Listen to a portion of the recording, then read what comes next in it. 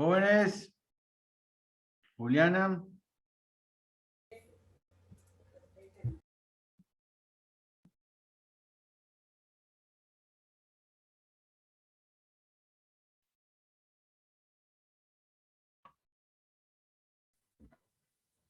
¿Quién está conectado ya?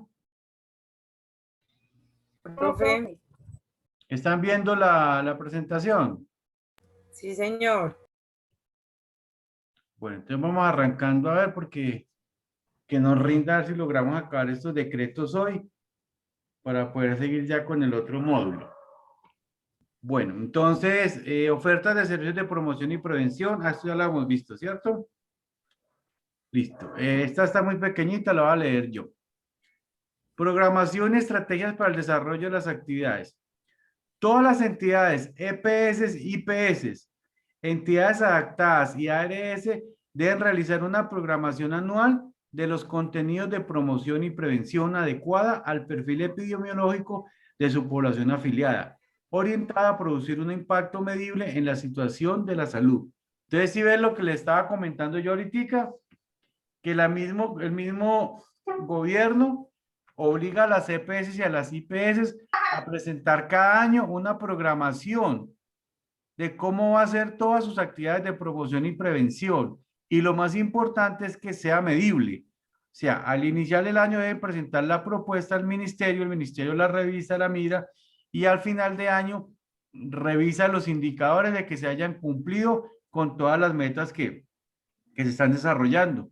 Por eso la compañera nos decía ahorita que están yendo de casa en casa buscando pues personas en etapa de embarazo para poderles hacer los seguimientos. Entonces, hasta ahí soy claro, ¿cierto? Sí, señor. Listo. ¿Preguntas? Bueno. Uy, esta está buena, pero me toca leerla a mí también. Programas permanentes para la atención preventiva de enfermedades y riesgos específicos. Entonces, se enseña sobre qué. A reconocer una enfermedad o un riesgo, identificar el manejo hospitalario de enfermedades, racionalizar y optimizar el uso de los servicios que prestan las IPS y las EPS, utilizar los servicios de forma adecuada, identificar la importancia del uso racional de medicamentos formulados y por profesionales responsables. Mire que no sé si se han tocado el tema de los medicamentos, que hay una cosa muy delicada, por ejemplo, con los antibióticos o con cualquier tipo de medicamento que usted le envíe. Muchas veces a usted le envían el medicamento, usted inicia el tratamiento con el medicamento, por decir algo que son, no sé, por 2 semanas, tomándose un medicamento cada 8 horas y a la segunda o al tercer día que usted fue a tomar el medicamento, porque usted ya empezó a sentirse bien. Eso es súper delicado. Ustedes más que nadie lo saben ahora que está mirando el tema de la parte de medicamentos. ¿Por qué? Porque si usted le da tomar un antibiótico y el antibiótico es para 2 semanas, si usted se lo toma a la mitad de la semana, realmente toda la parte antibiótica no está funcionando adecuadamente, ¿cierto? Y precisamente por eso es que todos estos virus o todas estas enfermedades van cogiendo fuerza porque los antibióticos o van cogiéndole tanta ventaja al antibiótico que el antibiótico luego no nos va a servir. ¿Por qué? Porque no estamos tomando los medicamentos adecuadamente y muchas veces nos pasa o pensamos que ya nos aliviamos y no hay necesidad de seguirlos tomando. Pero al dejarlos de tomar, lo que hacemos es que todos esos microbios, todas esas actividades por las cuales tomamos el medicamento se van fortaleciendo y ya el antibiótico no les va a servir cuando nos vuelva a repetir la enfermedad. Entonces es importantísimo seguir o ciñéndonos a toda la recomendación del médico y el tratamiento farmacológico que nos envíen. No sé si tienen alguna inquietud hasta ahí. No, profe. Bueno, dice, mejorar la toma domiciliaria de la enfermedad, identificar síntomas y signos. Entonces, todas estas son como las identificaciones que debe tomar las EPS y IPS respecto a sus pacientes. Estrategias para las acciones de promoción y prevención. ¿Qué estrategias hay? Dirigidas a actividades tales como seminarios, conferencias, talleres, foros, sociodramas, expresamente dirigidos a los afiliados.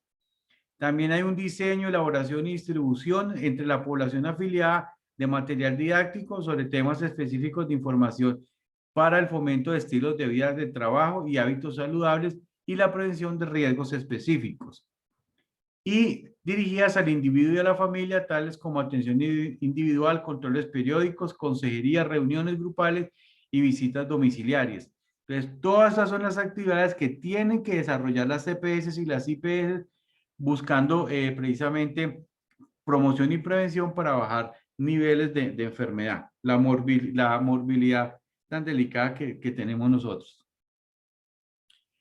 Capítulo cuarto, requerimientos para el seguimiento y evaluación de la ejecución de las actividades de promoción y prevención.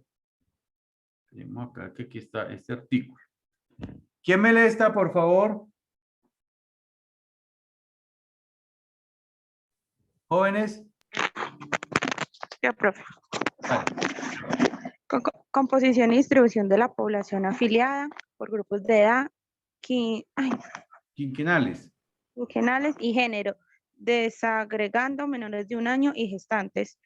Número de actividades ejecutadas de primera vez y repetidas por tipo de programa para cada grupo poblacional.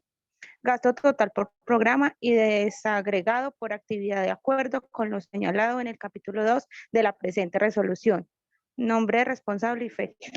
Entonces, mire que ya se empieza a organizar la EPS y la IPS de todas las actividades que tienen que hacer. Mire que, por ejemplo, aquí ya está empezando que la población afiliada tiene entonces que identificarla por género. Recuerda que habíamos hablado de las UPCs, unidad de pago por capitación. Mire que aquí ya están empezando a tomar esa unidad de pago para empezar a organizar esos grupos de personas para poderles hacer el seguimiento de promoción y prevención. Y ya tienen unas actividades ejecutadas y unas actividades a las cuales hay que hacerles seguimiento precisamente buscando eso.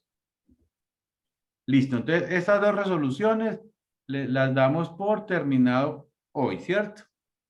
¿Cómo vamos hasta ahora? Bien, muchas cosas, pero bien. Profe, Sí, aprendiendo mucho. qué pecado. Pero bien. Dígame, ¿cómo? Mucha información. Aprendiendo mucho, profe. Sí, hay mucha información, pero es importante pues toda esta información, como le digo, es información que es importante tenerla nosotros para nuestro conocimiento y tenerla para nuestra consulta llegado el caso que nos llegue a presentar. ¿Están viendo la pantalla? Sí, señor. Sí, Bueno, vamos a seguir con los decretos 806 y 047. Esos tienen ya un enfoque diferente. Vamos a mirar qué enfoque tienen estos. Listo. Decreto 806 del 98. Este también salió después de la ley 100. Objeto. Entonces, colabóreme, Juliana. Objeto. Reglamenta la afiliación al régimen de seguridad social y prestación de servicios en salud. Contiene 11 capítulos y 89 artículos. Listo. Colabórame con el artículo 1, por favor. Capítulo 1, artículo 1. Obliga a todas las entidades públicas, privadas o mixtas a garantizar la prestación de los servicios de salud. Exactamente. Entonces, aquí el gobierno, en este decreto que ya estamos viendo, ya este es un decreto, el 806, de que todos tenemos que estar afiliados a una EPS, sea subsidiada o sea contributiva. Bueno, ¿alcanzas a leer esta? No, profe. No, profe, borroso. No, profe, se ve mucho. No, Bueno, yo profe, la leo realmente no se entonces. ve. Ya la leo. Dice, artículo 2 al 24. ¿Qué agrupa este artículo? Dice, el Estado garantiza el acceso a la salud y regula el conjunto de beneficios a que tienen derecho. Tipos de planes.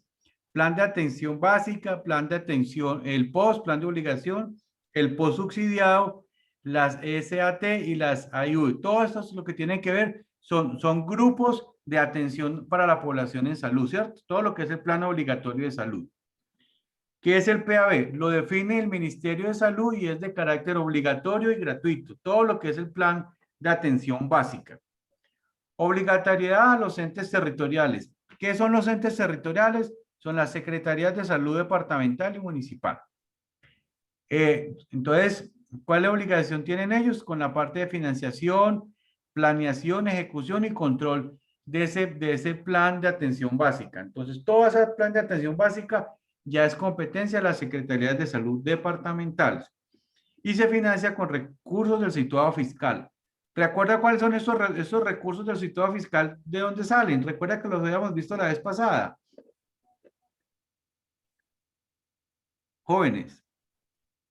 Profe, ¿puede repetir, por favor?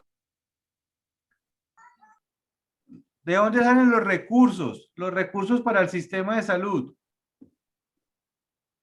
De los aportes, profe. De los aportes que hacemos nosotros del régimen contributivo cuando pagamos la EPS, pero salen de otra parte, ¿lo recuerdan?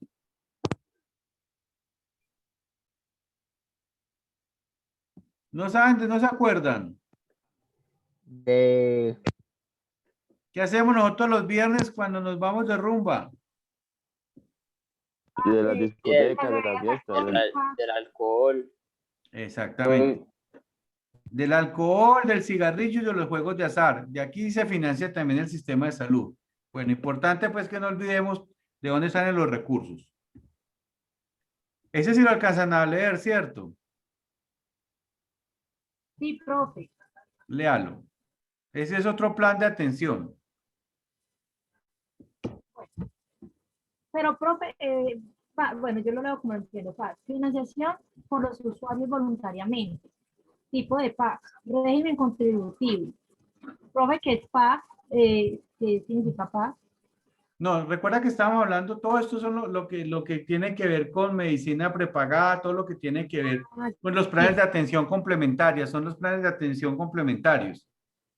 Listo, PAC. Medicina prepagada, pólizas de salud. Las entidades que prestan servicios de PAC deberán suministrar información sobre los planes, costos, etc. Entonces recuerda que, o sea, es que dentro de este artículo, dentro del decreto 806, se habla ya todos los actores que pueden prestar los servicios de salud, que obligatoriamente son los del régimen contributivo y subsidiado, pero también lo pueden utilizar las empresas privadas a través de esos planes de atenciones complementarias. Entonces, obviamente ellos lo pueden prestar, pero también están con la obligación de suministrar información sobre esos planes y sobre los costos, ¿cierto? Entonces, las secretarías de salud departamental, los entes territoriales, deben de saber quiénes están ofertando servicios complementarios y qué servicios complementarios están ofertando. No sé si no lo alcanzan a leer, yo lo leo. Dice, POS, conjunto básico de servicios de salud que se benefician por el Consejo Nacional de Seguridad Social en Salud y se beneficia con las UPC, cuotas y copagos.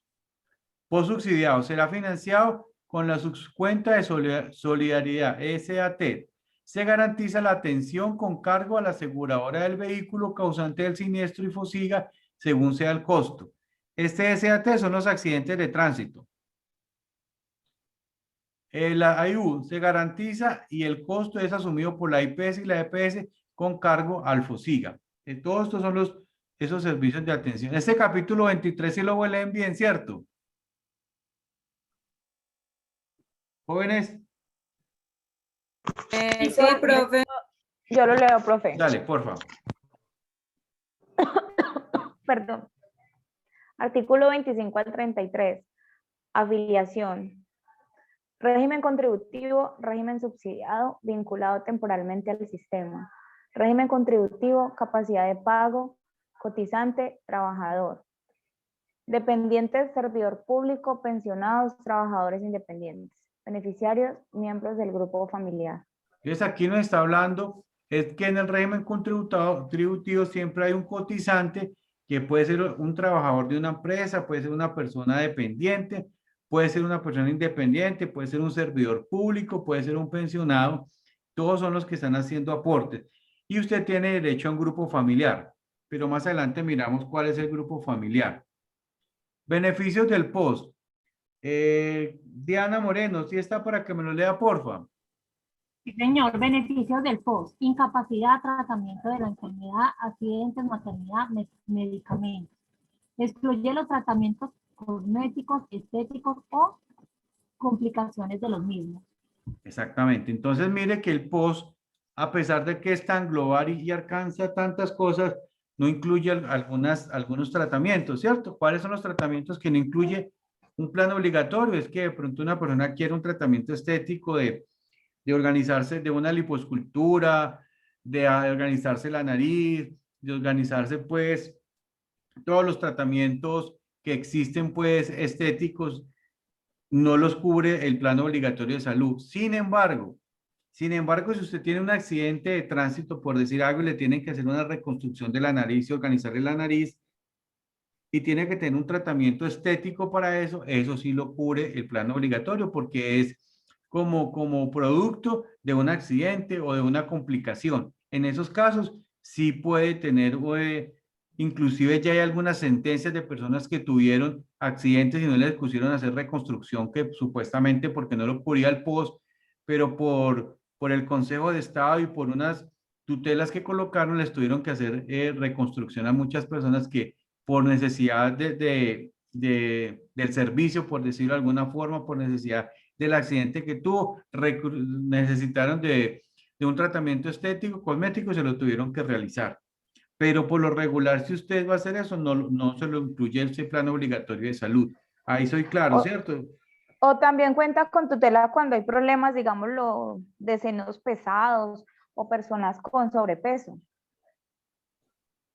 Sí, también escuché uno de una persona que tenía un busto muy grande y por el peso del busto le estaba afectando la espalda La espalda, y ajá. le estaba torciendo la columna, escoliosis me parece que llama. Entonces también una tutela ayudó a que la persona le hiciera una reducción del busto, sí señora. Muy importante su intervención. También en esos casos se hace necesario precisamente esos tratamientos estéticos. Bueno. Pero, profe, eso ya lleva como hacia varias tutelas porque es muy difícil que den una operación de esas. Sí, es Ah, sí, difícil. sí, claro, eso hay que pelearlo mucho para que lo contesten algún día.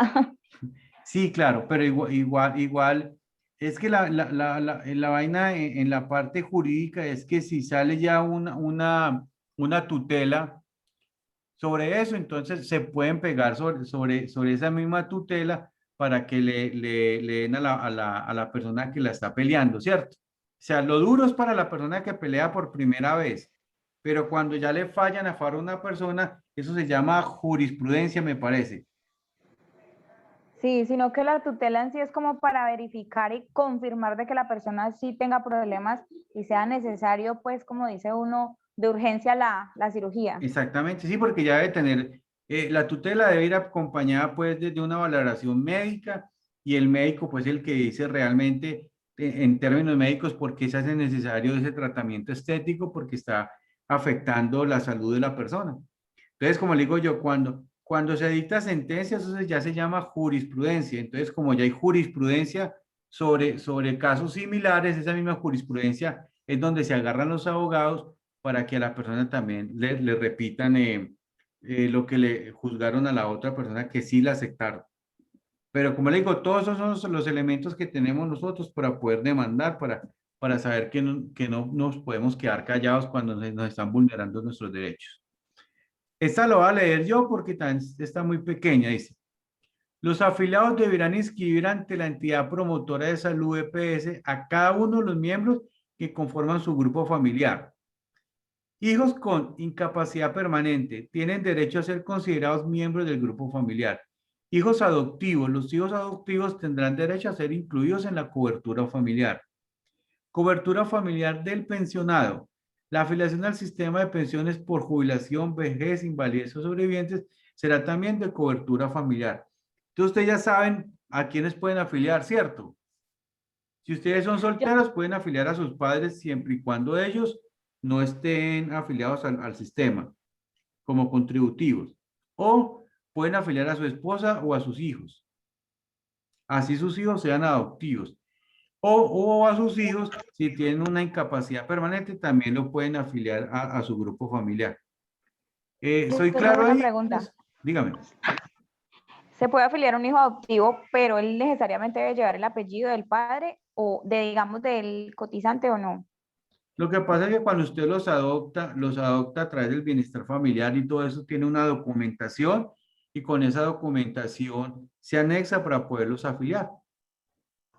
Ah, ok, bueno. Ya como el gracias. bienestar familiar los adopta y le da a usted todo ese, ya usted con ese documento del bienestar los puede afiliar sin ningún problema porque ya tiene derechos a afiliarlos a ellos. Listo. Gracias, profe. Profe, Dígame. ¿y qué es lo otro que digamos cuando pues ya están afiliados en el núcleo familiar y de pronto ellos se salen para meterse a, ¿cómo se llama? Cuando pagan ya la salud a un seguro, ya no pueden volver a entrar a ese mismo núcleo familiar. No, a ver, de pronto usted hace referencias cuando la persona está afiliada a un régimen subsidiado y le toca irse el subsidiado para meterse al contributivo, ¿no? Sí, profe, pero digamos para usted volverse a meter al subsidiado, ya no lo deja meterse en el mismo núcleo familiar. Sí, ha habido complicaciones con eso, sino es que muchas veces ocurre que la persona le da empleo, ¿cierto? Pero como usted la tiene que afiliar al régimen contributivo, la persona dice, ay, no me va a quitar del SISBEN porque es que el SISBEN o el régimen subsidiado, si yo estoy en el contributivo, no puedo estar en los dos al mismo tiempo. Pero no, simplemente, por ejemplo, en donde yo trabajo, nos ha ocurrido que hemos afiliado a una señora de servicios generales que nos hace reemplazo de la otra señora cuando se va a vacaciones. Entonces, ¿qué hacemos nosotros? Nosotros vamos, la afiliamos llevamos primero una carta a la EPS donde estaba allí, le decimos que ella va a entrar a laboral por 1 mes, 2 meses, 3 meses, para que por favor le guarden el cupo y no se lo quiten. Entonces ella va y hace su labor 2, 3 meses y otra vez regresa al régimen, pues la inactivan mientras está trabajando en la parte contributiva, pero luego la activan otra vez. A menos ya que usted conseguía un trabajo ya de tiempo de 1 año o consiguió un trabajo pues a término indefinido, entonces ahí sí la inactivan definitivamente del otro régimen. Pero a usted le guardan el cupo, eso ya no se lo pueden quitar. Sí, porque cuando uno se sale de ese régimen contributivo, vuelve y queda en el subsidiado, ¿cierto, profe? Sí, le guardan. Sí, usted lo que tiene es que notificar que va a ser un reemplazo de 15 días, de 1 mes, 2 meses, de un trabajito que le salió así, pero que la inactiven mientras está en el trabajo. Entonces a usted la inactivan y cuando termine usted se va con el contrato de cuando terminó o la carta donde dicen que terminó ya de laborar y con esa carta la activan otra vez. Pero, profe, cuando es tiempo indefinido, digamos, si usted quiere volver a meterse, pues a volver a quedar con los papás, no puede. Dicen que porque ya después de tal tiempo ya no se puede volver a meter pues en ese mismo vínculo y ya le toca aparte. Eso es cuando ya uno es mayor de edad, si no estoy mal. O sea, cuando ya pasan a ser mayores de edad, ya no los dejan estar en el mismo núcleo de los padres. Y Sí, les, ya cuando usted creo que cumpla, sí. les piden el requisito Pero de solo que cuando se se dejen salen. encuestar. Sí, cuando se salen. Ah, ya. Inclusive, profesor, yo tuve la experiencia de que yo cuando vivía en Cali, yo era nueva EPS contributivo y pues bueno, dejé de trabajar y dejé eso y no seguí cotizando, ni pagando pues la EPS y llegué a Carmenia y para mí fue difícil porque bueno, empezando para llegar acá tenía que meterme al régimen subsidiado y tenía que venir obvio a encuestarme el SISBEN y por medio del SISBEN, obvio pues donde yo vivo, pues como todo pues lo que uno tiene lo normal, pues claro. todo, entonces el nivel me salió como en 80, entonces no pude entrar obvio al régimen, o sea, al subsidiado no pude, o sea, obligatoriamente tenía que yo pagar, que porque pues yo ya venía pagando en la otra EPS, pero por mi hijo ser pues obvio, porque él estaba bebecito, a él sí lo atendían, pero tampoco entrábamos a nada, o sea, a mi suegra sí le tocó ir al CISBEN, hacerlo como incluir a él, porque pues él está en el núcleo del familiar, o sea, del papá, pero yo no he podido, inclusive pues ahorita sí me atienden, pero es porque él me metió al régimen, como él ya trabaja, entonces él sí me benefició a mí, pero yo le dije que no metiera al niño porque pues íbamos a tener el mismo problema algún día si él se queda sin trabajo, volver a luchar con el CISBEN. Sí, eso es un problema muy delicado que no lo han acabado de solucionar con las personas del SISBEN, del subsidiado y las personas del contributivo. Es un problema, sí, siempre ha sido un problema, ha habido muchos inconvenientes con eso y muchas personas se han quedado sin trabajo por eso. Prefieren más bien no trabajar, porque es que como si a usted le hace una visita al Ministerio de Trabajo y si no tiene a todos sus trabajadores afiliados al régimen contributivo, a usted lo pueden sancionar. O si yo contrato a alguien y no lo afilio al régimen contributivo, sino lo dejo como subsidiado, y se presenta un accidente laboral y la persona queda incapacitada y no lo tenía yo afiliado a una ARL, entonces yo como empleador tengo que responder por todo eso con el empleado. Entonces, eso es una cosa bien compleja de solucionar. Y a la, y a la persona subsidiado tampoco le conviene, porque si se va 3 o 4 meses, pierde el cupo al otro lado. Sí, es un problema que el gobierno no ha podido. Cuéntame. Pero no dicen pues que uno tiene, o sea, que a uno, por ejemplo, si uno está en una EPS, le tienen que guardar el cupo, así uno... Sí, le tienen que guardar supuestamente, entre comillas, le deben de guardar el cupo, sino que ya Porque después de un tiempo, después de un tiempo, se lo quitan para dárselo a otra persona. Eso es bien complejo, eso todavía no ha terminado como de organizarse muy bien esa parte. Porque Sí, le sí, pueden sí hay contar muchos huecos ahí. Y el problema también es mucho porque, o sea, como tal, en la encuesta del CISBEN es donde viene el problema, que muchas personas tenemos lo básico y nos ponen un nivel de CISBEN como si viviéramos en un estrato 6. Exactamente. Entonces, de ahí es donde se basa más que todo el problema.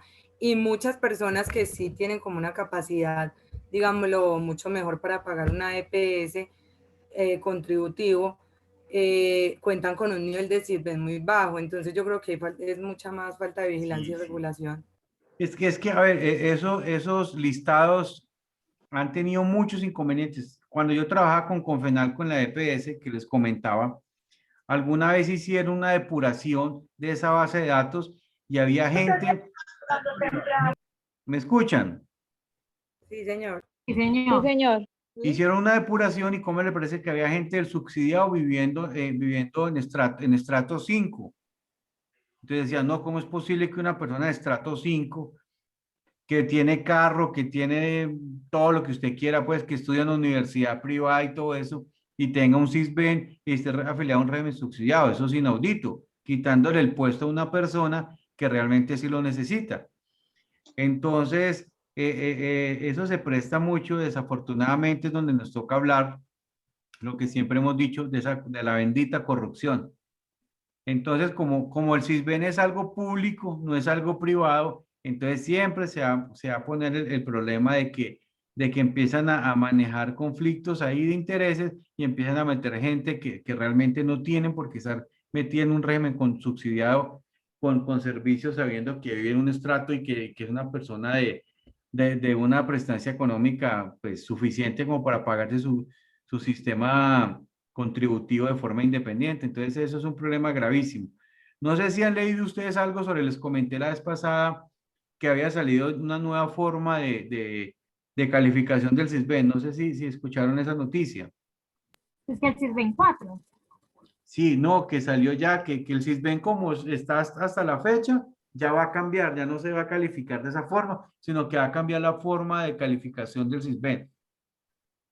Para poder, pues, o sea, van a cambiar otra vez todo eso para mirar quién tiene derecho y quién no tiene derecho a un régimen subsidiado.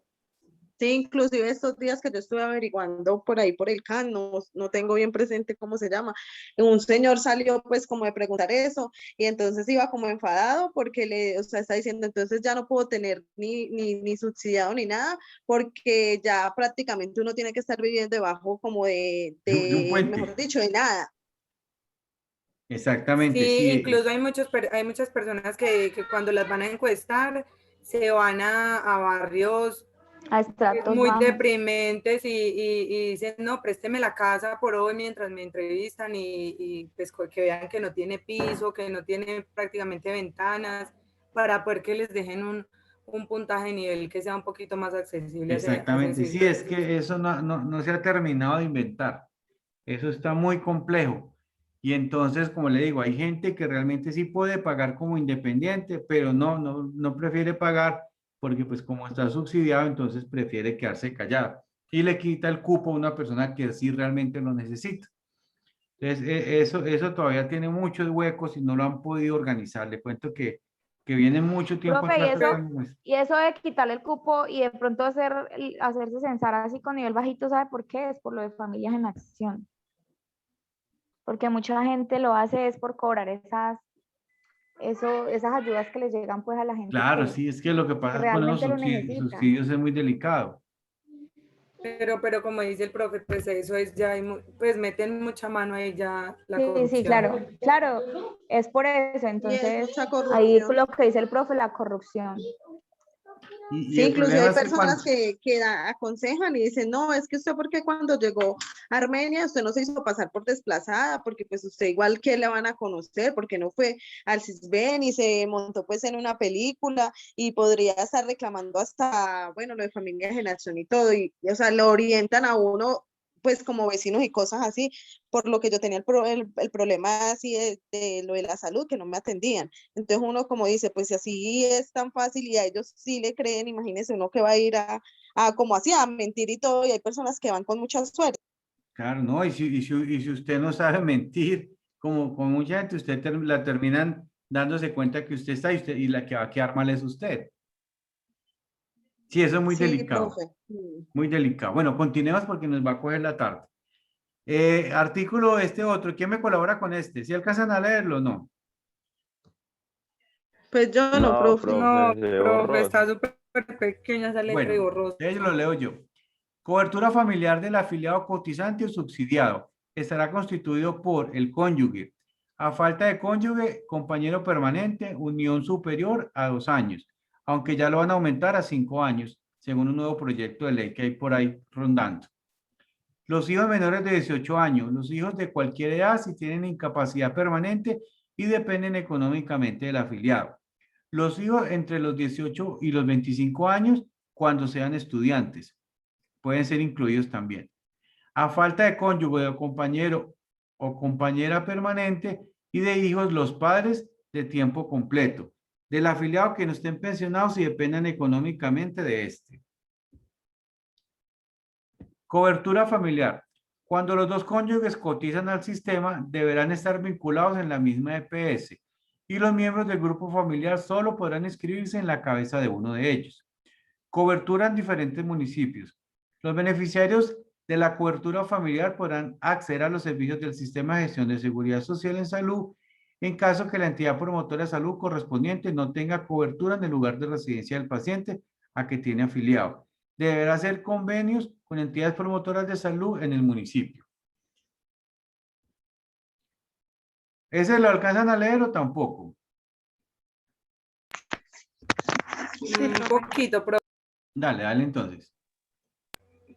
Capítulo 5. Formas de afiliación. La afiliación individual es la forma de afiliación que cubre a un solo grupo familiar o a una sola persona. La afiliación colectiva es aquella que se realiza a través de agremiaciones o asociaciones que agrupen diferentes afiliados con nexos comunes. Las entidades promotoras de salud y las adaptadas están en la obligación de expedir un carnet de sus afiliados del régimen contributivo o subsidiado.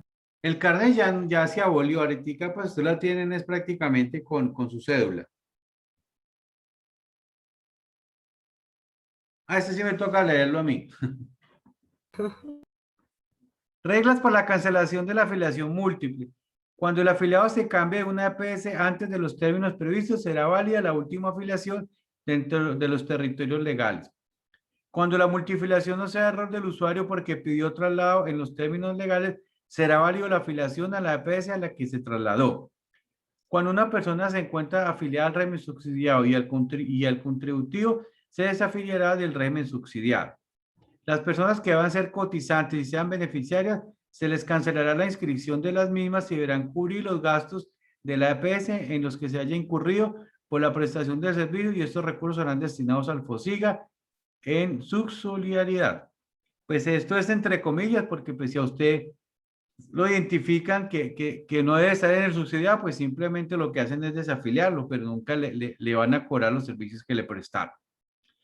Cuando una persona depende de varios empleadores o reciba pensión de más de una administradora de pensión, deberá cotizar en la totalidad de sus ingresos con un tope máximo de 20 salarios mínimos en una misma EPS. Por incumplimiento de lo anterior, el usuario deberá pagar el exceso de los gastos al FOSIGA por el concepto de UPCs. Ahora, según las nuevas reformas, si una persona trabaja en varias partes, usted debe aportar a salud por todas las partes donde usted trabaje. Entonces, si yo soy profesor acá, trabajo en mi empresa y también soy profesor en otra universidad, tengo que hacer aportes por todos lugares donde perciba ingresos. Y esa es una nueva reforma, porque antes a uno le servía el mismo pago de seguridad en un solo lugar. Ahorita le están exigiendo, más que todo eso se está dando mucho, es a los médicos, que los médicos trabajan en 3 o 4 partes a la vez. Y antes ellos pagaban una solo pago de seguridad social como independiente. Ahorita les toca hacer pago por cada uno de la institución con la que tenga contrato. Pues obviamente el sistema buscando como la forma de recoger más dinero. Movilidad dentro del sistema. Las personas se pueden trasladar de una EPS después de un año continuo de haber cotizado a la anterior. El trabajador independiente deberá pagar en su totalidad al sistema de gestión de seguridad social por efectos de prestación de servicios antes de trasladarse. Suspensión de la afiliación y desafiliación. Se suspenderá la prestación de servicio después de un mes de no cotizar cuando el cotizante que incluyó a un miembro dependiente no pague la UPC adicional. Ah, bueno, eso es otra cosa. ¿Ustedes saben qué es una UPC adicional? Jóvenes. Jóvenes. No, señor, No, no, señor, señor. no, señor. Ah, bueno, listo. Resulta que usted está afiliado al régimen contributivo y tiene afiliada a su esposa y a sus 2 hijos, ¿cierto? Pero usted quiere afiliar a una hermana o quiere afiliar a un abuelo o quiere afiliar a su papá o a su mamá, pero como no los puede meter dentro de su grupo familiar porque ya tiene a su esposa y a sus hijos, entonces usted les puede pagar una UPC adicional. Entonces usted afilia a su papá o afilia a su hermano y paga un valor adicional mensual para poderlo tener dentro de su grupo familiar. Y lo paga de acuerdo pues a la edad de la persona o al sexo, si es hombre o si es mujer. Eso es una UPC adicional. O sea, usted puede afiliar a otro cotizante siempre y cuando le pague por poderlo afiliar allá. Esa es otra forma de poder afiliar a las personas y muchas veces, muchas personas lo hacen para no dejar pues por fuera descubierto algún familiar que realmente lo necesite. Bueno, eso soy claro, ¿cierto? Profe, o sea que si yo pago salud, yo puedo ir a donde a la EPS, donde la pago y decir que quiero pagar algo adicional para ingresar a mi hermana también. Ajá, usted dice, yo quiero para una UPC adicional por mi hermana que quede en mi grupo familiar. Entonces ahí le dicen cuánto es el valor que tiene que pagar. Obviamente eso todo está estipulado y es lo mismo que pagaría en cualquier EPS. De ahí un valor estipulado y la licenciada puede pagar tanto y la puede afiliar a ella. Ah, listo, profe, gracias. Bueno, desafiliación.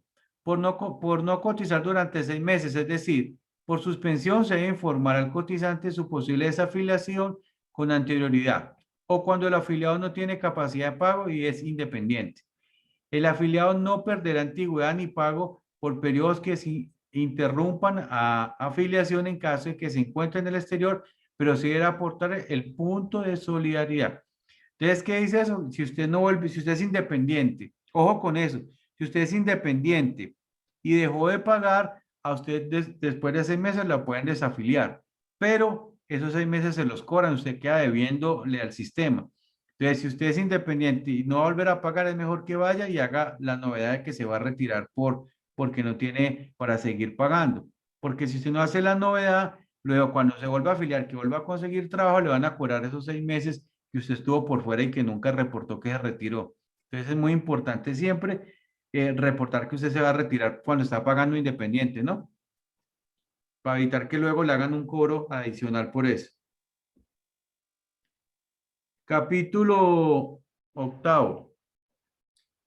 Periodos mínimos de cotización. Los periodos mínimos de cotización son aquellos que pueden ser exigidos por las EPS para la prestación de servicios de alto costo incluidos dentro del post clasificado. Anteriormente, si usted no tenía 100 semanas cotizadas en una EPS y tenía una enfermedad catastrófica, pues las enfermedades catastróficas son pues enfermedad de cáncer, VIH la tenían antes, enfermedades renales, si usted no tenía 100 semanas cotizadas, no le cubrían el tratamiento. Pero hoy en día, a través también de una sentencia de la Corte Constitucional que veíamos anteriormente, ya así usted lleve 20 semanas cotizadas, si usted tiene una enfermedad, la tienen que atender. Eso también ya cambió. Cuando dice, pérdida de la antigüedad, cuando un cotizante incluya